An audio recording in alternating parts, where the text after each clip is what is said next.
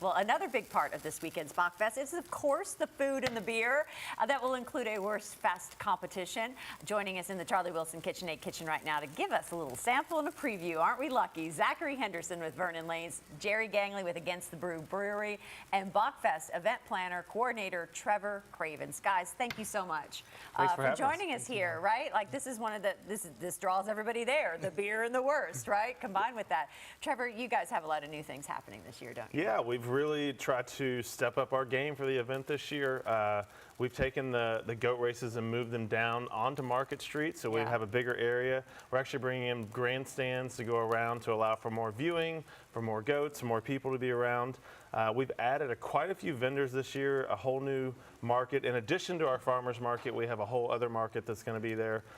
We've added some breweries. We have 14 local Louisville breweries. And then, of course, our Worst Fest competitors, 10 competitors in Worst Fest, including the Vernon, and then we'll have some other restaurants there as well, and then a big kids zone. So there's a lot to do, a lot to see, live music going on all day as well. It should be a great day. Be a great day, and by then the rain will have cleared out. Yes, absolutely. Bring on the sunshine.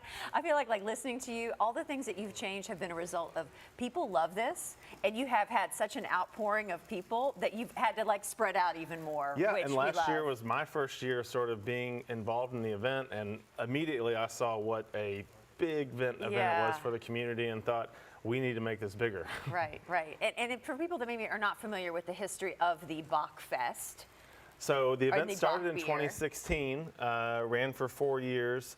They had 2 years off for COVID, and then we brought it back last year. But the goat racing and Bock beer goes way back before that. They were racing goats in Louisville in the late 19th century. People waiting to go around the Falls of the Ohio would race goats down Billy Goat Strut and Nanny Goat Strut. And then, of course, Bock beer, traditionally released in the spring.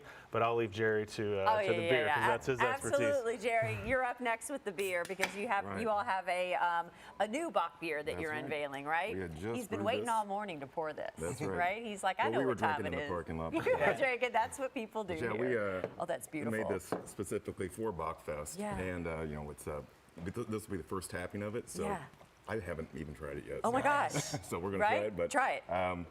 Try it. Tell me if you like it. No, it's great. It's great. Is it great? Looking forward to this. But yeah, Bocks are usually they were brewed for Lenten by Bavarian monks to sustain them through this Lenten time. So really just a smooth beer, crisp, about 6.5% alcohol, and you can drink it all day. You can drink it all day, and there'll be other beers that you can drink there as well, right? That's right. That you guys we have, do. Right? You want to show off what you have? We're having our Louisville Pale Ale, which is obviously named after our city here, and a beer, which is just a light lager, and something you'd be great. Now that we have the beer, now we need the worst. Zach, you're up next. You've been cooking in our kitchen here, and it doesn't get any fresher than this. You brought the freshest worst you could possibly find, yes, right? Ma'am. I ground and cased this bratwurst this morning.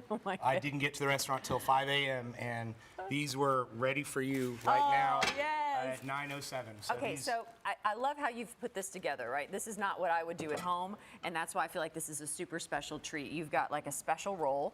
Yes, ma'am. I've just got a really nice pistolette roll. So in Germany, they would have something called a Semmel, and you'd get Bratwurst mit Senf, which is basic mustard.